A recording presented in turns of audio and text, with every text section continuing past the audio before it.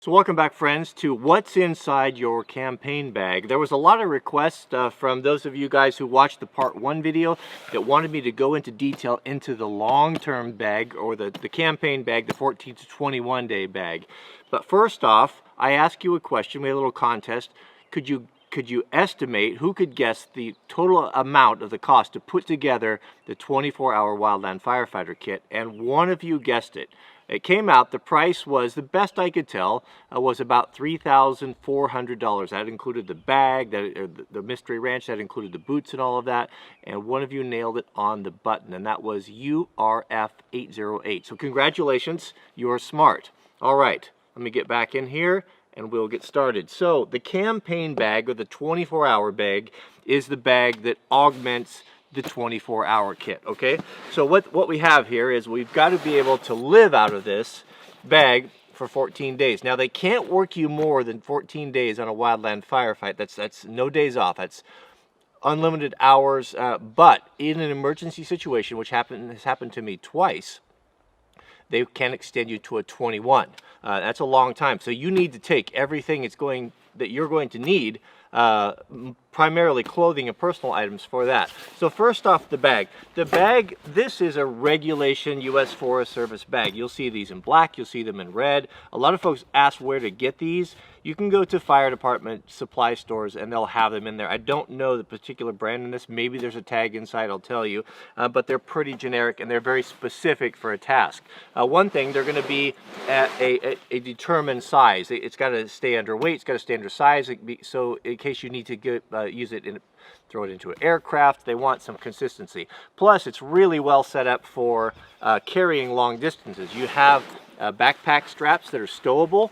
Oftentimes when you come in, they'll tell you, okay, well, you need to spike your tents over yonder, which is a long way. So you need to carry all this stuff a long ways, as well as having a nice shoulder strap, which is really good if you're traveling air travel, because a lot of firefighters will travel commercially to go to different areas and to be able to carry that. So you just have those two options. And then the compartments are broke down to deal with tents and sleeping bags and stuff. So I thought we'll just get right into it. Are you ready? All right, this is going to be exciting. Is everybody in focus? Okay, so there are two outside pouches that you can use for, well, whatever you want to use. I don't know that I have any rhyme or reason. I have these are firefighting goggles. I think we're required to carry these. I've never used them, so I have decided not to put them on my 24-hour bag because, you know, in emergency, if I get some guy that's a real stickler and he says, oh, where's your goggles at? You know, I'll have them, but I'm not going to I'm not going to pack them on my pack. Some toilet paper, some shop towels, and some Obenovs. This is the best boot grease that there is, or leather protectant, and these small ones that this is a one of these is pretty much does a pair of boots. And so I have that there. You can see that these pouches here are kind of an afterthought for those little things you didn't know where to put. All right, in this little outside one here, I'm gonna have my cooking setup. So this is just a basic backpacking deal. I like to have hot meals. Now, it's not realistic to carry a backpacking cooking setup in your line gear.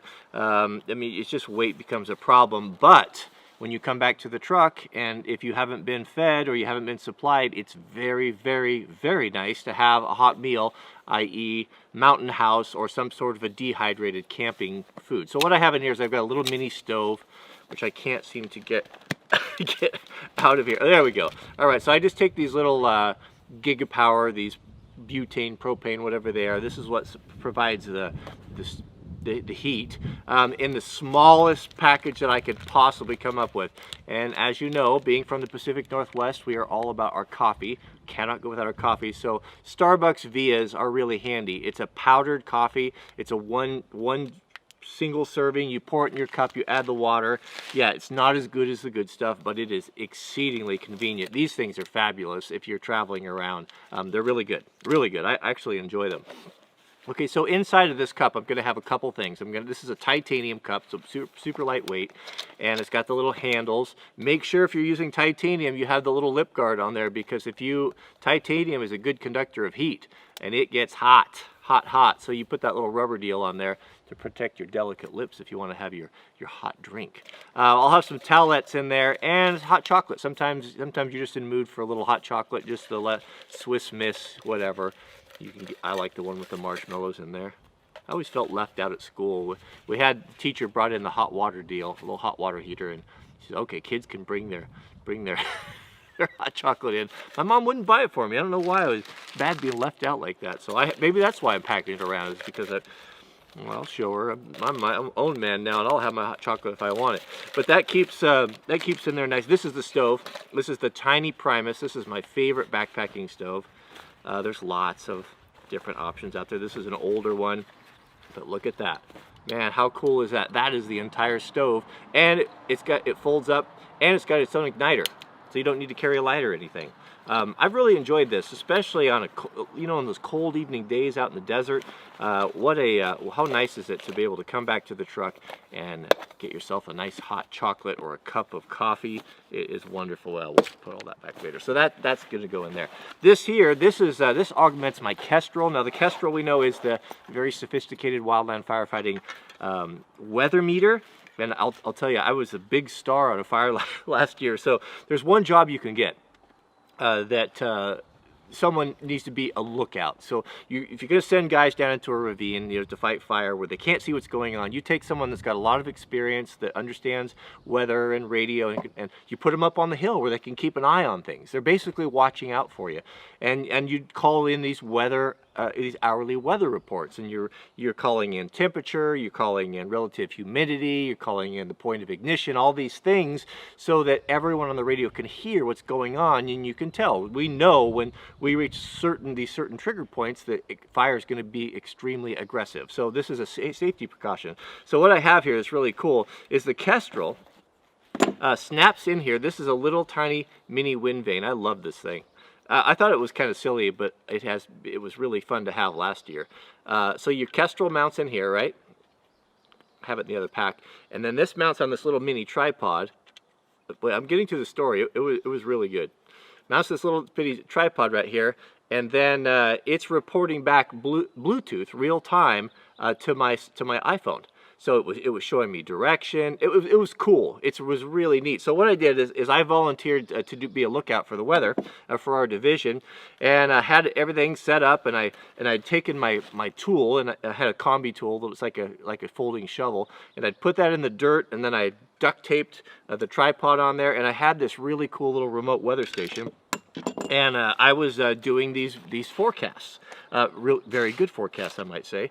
And so the division supervisor happened to come by there, and he stopped. He went by, he stopped, and he looked at my shovel with the weather vane spinning on there. He came back, he got out. I mean, the division supervisor, he's the man. He's the boss that I would answer to. He came out there and said, "What is that?" And I explained it to him. He's like, "That's the coolest thing I've ever seen. Carry on." So I thought that was pretty fun. I got a pair of, everything runs, of course, on AA batteries. So I have a full pack of AA batteries to power radios, to power whatever, all the stuff. And then here, this is my lunch. This is my lunch. I love these bags, these Jan Mountaineering. I don't think they make them anymore. I've got 4 of them, and they're super good. And what I'm going to carry in here is all my food. I've got this packed to the gills with beef jerky, I carry 3 Mountain House meals, dehydrated. So all you have to do is to heat up some water, you pour it in, you shake it up, you have a nice hot meal, crackers and nuts, whatever you like, just snacks that I could eat for a couple days, and food that I really, really like. You could put MREs in here, but look, MREs are so bulky. This is about the size of one MRE, and I've got way more meat, way more food in there than that. So this goes here on the outside, because usually this is be up on the truck, and I can grab it and go. Grab it and have a little bit of lunch. All right, now we're going to get into the meat and potatoes, the meat and potatoes of the whole thing, and this is the sleeping side. So the sleeping side is going to include, well, I've got a couple pillows.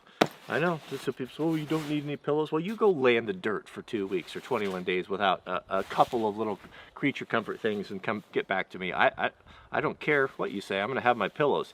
So this one here, this is just a little cheap backpacking pillow. This one's the cool one. And I don't remember the brand, but it's inflatable, and it is awesome. So it's pretty big. I'm not going to take it out. It's about so big. It's inflatable, and it's this really soft, fleecy material. I mean, it just makes you smile when you hit the sack.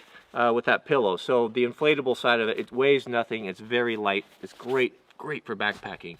I love that pillow. I would be remiss not to have it. Also, I'm gonna have in here this is gonna be my tent.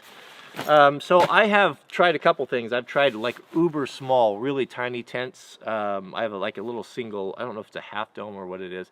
Tiny. It's just about the same footprint as your sleeping bag. And yeah, it's really small and it packs well, but it's terrible to live in when you're in and out, and you've got to get dressed and you got to get up at 4 o'clock in the morning and put your boots on, and you don't have much of a vestibule, and it starts raining, and just go with a bigger tent. Go with at least a 2-man tent. This is just an REI tent. Sierra Design. I don't remember which one it is. Does it really matter? Bring a fly. Bring your a little tarp to put it on so you don't poke holes in the bottom. There's a tent. I stow it without the tent poles. I put those at a diagonal in the back of the bag because they won't fit in here. So they're not in here. So there's a tent. Sleeping bag. I'm really particular about that. You got to be comfortable. It's going to be a rough day, and you need to sleep well. I mean, some guys are tougher than me. I see them just sleep on the ground, throw a tarp over. No, I'm not going to have that. Yeah, maybe if you're 18, but when you get to be an older person, you start to get some sense. One of the best things I ever bought, it was a tough thing to buy because it was expensive, was the Q-Core Big Agnes Thermarest.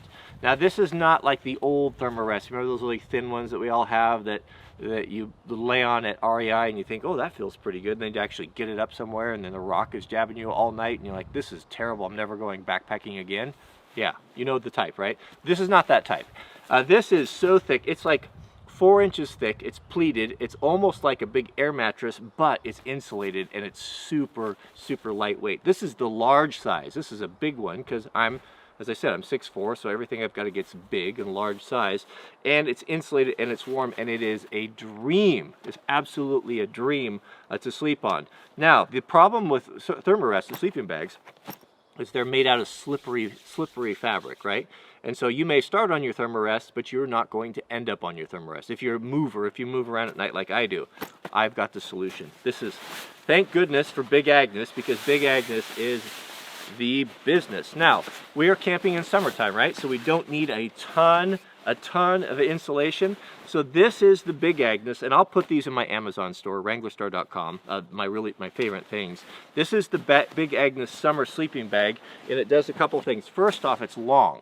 It's long, you can get it for tall guys, and it's not the stupid mummy bags. I can't stand mummy bags. I don't know why so many people, I've got to move my feet around. My feet get hot. I've got to have my feet out. I don't want that. I want a square. I want my old school granddad, like Granddad used to have, you know, just the old style bag like this. And that's what it is. Lots of room. You can get them in long sizes, but the key to the whole thing is that there is no bottom in it. It's got a false bottom. If you can see there, there's no padding, there's no insulation, and the reason for that is the Thermarest is designed to fit inside of this sleeve. Yeah, I'm telling you, it is good. If you hate mummy bags, and I know I'm not the only one out there, this is what you want. So it does a couple things. First off, you have a much smaller bag that will pack down a lot better, and you have a Thermarest that is not going anywhere. It actually fits in this giant kangaroo pouch on the back. You blow it up. If the sleeping bag moves, the Thermarest moves. And being that this is insulated, and it has a really high R value, it's actually warmer than the old ones. Now, as I said, I've been cold in the sleeping bag before, but I augmented that with the space blanket, and that worked out really good. So this is the Big Agnes. I forget what model it is, but I'll put all that stuff in there. I'll put all it in there. Spend your money on this. This is the best thing ever. All right, and to finish up in this last compartment, we have, what is in here? Oh, socks. These are my wool socks. As I said, the best socks that I've ever used, and I started I've probably been using them for 2 years, are the the Darn Tough. I think they're made back east, made in USA. Man, they are excellent socks. I really like them. I have lots of different socks to choose from, but when they're in my sock drawer, when I see the Darn Tough, I'm like, ooh, I'll have those. That's what I'm wearing today because they're excellent socks. So 7 pair for me because I've decided I don't want to go out for 14 days. If you're going to want 14 pair. 14 pair. Now, if you're on a big fire, that's going to be a federal fire. Typically, if it's a big one, they're going to set up a laundry service after about a week or so. So they'll actually, it's pretty nice. You can take your laundry bag, give it to them, and when you come back off a shift, they'll have the next day they'll have everything folded in a cellophane bag for you. It's really great. So however many days you're going to stay out there, remember. 14. Now, if you get to 14 and your socks, I mean, your socks, if you don't wash your socks, as hard as you work and as much as you sweat in that heat, your feet, it'll tear your feet up. So what you can do is, if you know that's going to happen, you know there's no laundry service, is to wash those socks out. So be proactive and anticipate, hey, we're going to be here another week, 21 days, I'm out of socks. Take those early ones, wash them in some water, you know, take them in the shower with you, wash them, let them hang up to dry while you're out, and do that, because you want to take, you have to take care of those feet. All right, we're in the final compartment. The final compartment, and this is the biggest compartment in this bag. Are we still recording here? Looks good.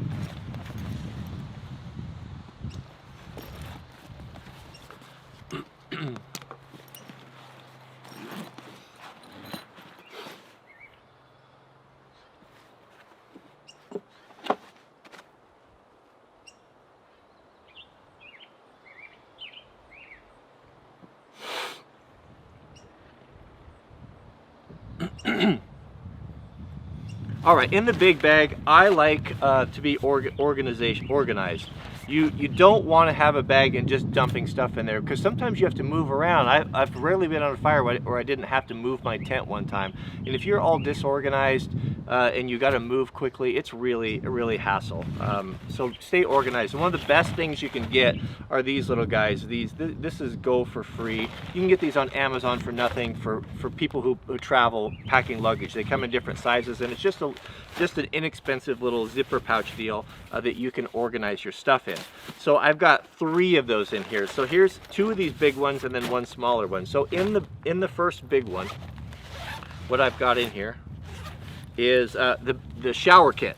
You're going to have showers set up on the big fires, and it's going to be, some of them are communal showers. The old ones used to be, they'd pull up these big trailers and they just had a wall of shower heads, and now they're individual. So you kind of have your own, and you wait in line, and they give you you know, maybe they have a towel, sometimes they don't. So, but those things, you know, I would imagine, you know, you don't know who. Those guys are pretty dirty in there, so you want some shower shoes. So just get some cheap flip-flops or whatever. Some guys use Crocs, you know, something. I just get these because they pack down flat, so you can walk, so you can keep your feet clean.